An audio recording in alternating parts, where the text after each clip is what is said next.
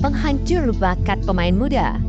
Di saat ia menjadi General Manager Football Development PSSI, Bung Towel dan beberapa petinggi PSSI diduga menjadi penyebab gagalnya kerjasama PSSI dengan Danone Development, program terkait pengembangan bakat muda Indonesia. Saat itu PSSI diduga ingin mengambil keuntungan yang lebih besar dari pihak Danone, sehingga membuat kerjasama batal. Padahal jika terrealisasi, Indonesia akan memiliki bakat pesepak bola yang berlimpah. Namun apa daya, oknum PSSI dan Bung Towel saat itu lebih memilih uang dibandingkan kemajuan sepak bola Indonesia. Dalam pengaturan skor, di periode 2010 hingga 2016, di saat Bung Towel masih menjadi bagian PSSI, ia kerap memprediksi tim mana yang akan juara di Liga Indonesia. Menariknya, prediksi Bung Towel selalu benar.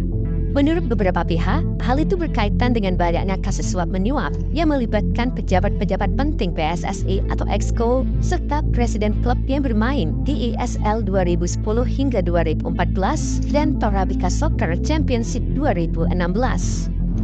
Selain itu, Towel juga disebut terlibat dalam pengaturan skor di Liga 2 dan Liga 3 yang potensi terbongkarnya lebih minim dibandingkan Liga 1.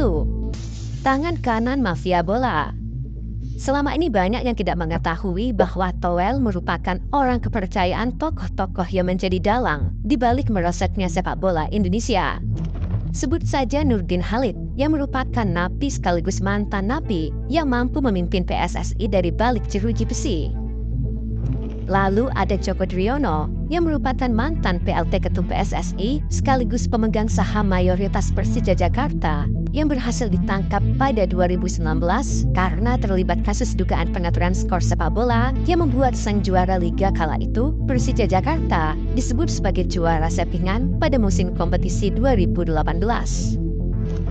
Selain itu, Towel juga dikabarkan membantu Mr. X untuk mendapat kursi jabatan di PSSI, di mana Mr. X sendiri pada awalnya berhasil menjadikan PSSI sebagai gudang emasnya dengan mengambil beberapa bagian dari denda-denda klub Liga Indonesia yang satu pertandingannya bisa mencapai ratusan juta rupiah. Nah, sejak era Erick Thohir, praktek curang Mr. X itu perlahan mulai bisa diatasi, dan karena itulah Towel yang merupakan anak buahnya kerap mengkritik PSSI secara membabi buta karena kesal sumber cuan mereka menjadi tertutup. Skandal just tip pemain timnas. Pernah dengar kasus pemain yang tidak memiliki penampilan HP namun selalu berhasil masuk skuad timnas Indonesia? Mungkin itu adalah salah satu contoh pemain titipan yang berhasil direkomendasikan oleh Mr. X. Namun sejak tahun 2019, praktek tersebut mulai sulit dilakukan. Apalagi setelah Sintayong melatih Indonesia, hal tersebut semakin sulit dilakukan. Selain terkenal sebagai pelatih jujur yang tidak kompromi dengan pemain titipan, Sintayong juga banyak menggunakan pemain keturunan dari luar negeri sehingga membuat slot pemain dari klub Indonesia menjadi sedikit. Disinilah alasan kenapa Towel selalu menyerang Sintayong dan kontra pemain keturunan atau naturalisasi dengan dalih menghambat pemain lokal. Padahal kenyataannya ada kepentingan just tip pemain di belakangnya.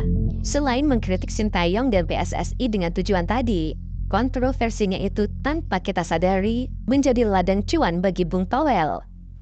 Ia menjadi sering diundang ke berbagai acara atau podcast yang berkaitan dengan sepak bola dengan penghasilan yang tentu tak sedikit.